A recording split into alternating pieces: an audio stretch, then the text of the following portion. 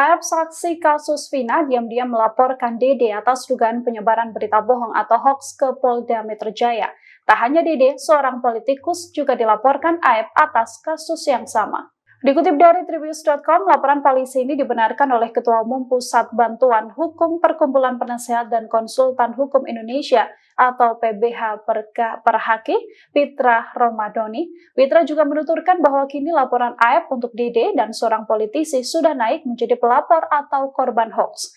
Pitra berujar deretan tuduhan yang disampaikan oleh Dede dan politikus tersebut dinilai sudah merugikan Aep berupa material maupun imaterial. Ia juga mengatakan bahwa kini Aep dan keluarga terus menerima intimidasi atas tuduhan oleh Dede dan sang politisi. Pitra pun meminta agar polisi segera mengamankan Dede serta politikus tersebut. Pitra sendiri enggan mengatakan sosok politisi yang dilaporkan dalam kasus Vina ini. Jika merunut dari perjalanan kasus Vina, ada sosok politisi yakni Deddy Mulyadi yang merupakan anggota DPR RI yang diketahui merupakan sosok yang kerap menyelidiki kasus Vina.